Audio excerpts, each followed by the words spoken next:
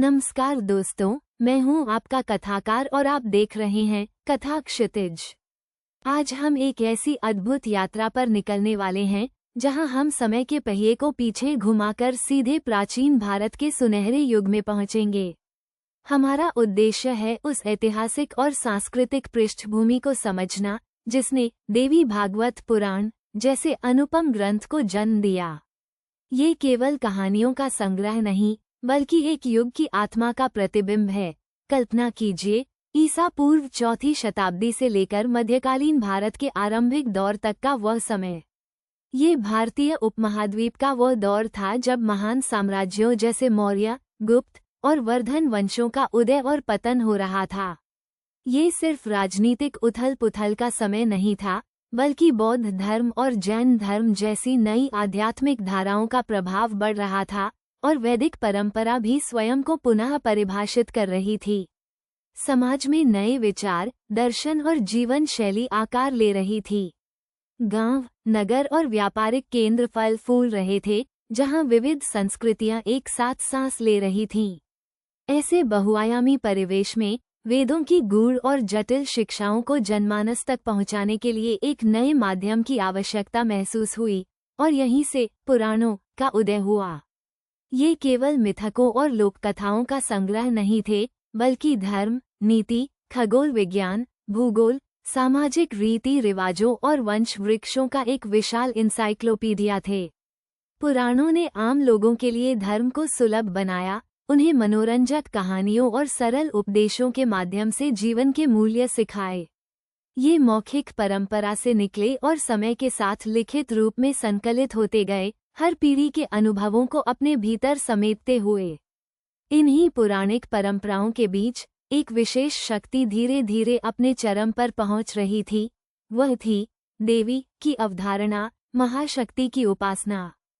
सिंधु घाटी सभ्यता की खुदाई में मिली मातृदेवी की आकृतियों से लेकर वैदिक काल की उषा, अदिति और वाक जैसी देवियों तक स्त्री शक्ति की पूजा के बीज सदियों से भारतीय भूमि में गहरे बोए जा रहे थे। लेकिन ये गुप्त काल और उसके बाद का समय था जब यह विचार एक स्वतंत्र, सुदृढ़ और व्यापक धार्मिक परंपरा के रूप में उभरा, जिसे हम शाक्त धर्म के नाम से जानते हैं। शाक्त धर्म ने देवी को केवल किसी पुरुष देवता की पत्नी या सहायक शक्ति के रूप में नहीं देखा, बल्कि उन्हें समस्त सृष्टि की मूल ऊर्जा, आदिम चेतना, परब्रह्म के रूप में प्रतिष्ठित किया। यह एक क्रांतिकारी विचार था। समाज को उस समय एक ऐसी शक्ति की आवश्यकता थी जो केवल सृजन ही नहीं, बल्कि पालन और दुष्टों के संहार का भी कार्य कर सके। एक ऐसी शक्ति जो माँ की तरह ममतामयी हो, बहन की तरह सहचरी हो और एक योद्धा की तरह भयंकर भी। यह आवश्यकता ही महादेवी के विभिन्न रूपों दुर्गा, काली, लक्ष्मी, सरस्वती और असंख्य ग्राम देवियों के उद्भव और व्यापक स्वीकृति का आधार बनी।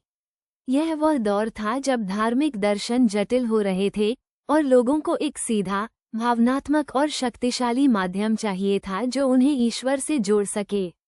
देवी की अवधारणा ने ये भूमिका बखूबी निभाई। वो सिर्फ एक मूर्ति नहीं थी, बल्कि एक जीवंत, प्रतिक्रियाशील ऊर्जा थी जो भक्तों की पुकार सुनती और उनके संकटों को हरती थी। और इसी शाक्त परंपरा का सबसे महत्वपूर्ण, विस्तृत और प्रभावशाली ग्रंथ है देवी भागवत पुराण। ये केवल कहानियों का एक संग्रह मात्र नहीं है, बल्कि यह शाक्त धर्म के सर्वोच्च सिद्धांतों का एक दार्शनिक घोषणापत्र है। इसने देवी को सर्वोच्च सत्ता घोषित किया, ये स्पष्ट रूप से दर्शाया कि ब्रह्मा, विष्णु और महेश जैसे त्रिदेव भी उसी महाशक्ति से उत्पन्न हुए हैं और उसी की इच्छा और ऊर्जा से सृष्टि का संचालन करते हैं। इस पुराण में महिषासुर मर्दनी के वीरतापूर्ण युद्धों से लेकर सती के आत्मदाह की करुण गाथा तक देवी के अनगिनत अवतारों, लीलाओं और अद्भुत चमत्कारों का विस्तृत वर्णन मिलता है। ये पुराण शाक्त दर्शन को न केवल दार्शनिक गहराई प्रदान करता है, बल्कि इसे एक मजबूत धार्मिक और सामाजिक वैधता भी देता है। ये ग्रंथ उस समय के समाज के लिए एक दर्पण था, जो स्त्री शक्ति को केवल घर की चारदीवारी तक सीमित न रखकर उसे ब्रह्मांडीय शक्ति के रूप में पूजने की प्रेरणा दे रहा था। ये हमें बताता है कि वास्तविक शक्ति किसी पुरुष स्वरूप में नहीं, बल्कि उस ब्रह्मांडीय ऊर्जा शक्ति में निहित है जो हर कण में व्याप्त है और हर रूप में प्रकट होती है। तो दोस्तों, देवी भागवत पुराण को समझना केवल एक ग्रंथ के पन्नों को पलटना नहीं है, बल्कि प्राचीन भारत के धार्मिक, दार्शनिक और सामाजिक ताने बाने की एक गहरी पड़ताल करना है। ये हमें सिखाता है कि कैसे एक संस्कृति ने स्त्री शक्ति को सर्वोच्च स्थान दिया और उसे ब्रह्मांड के मूल सिद्धांत के रूप में प्रतिष्ठित किया।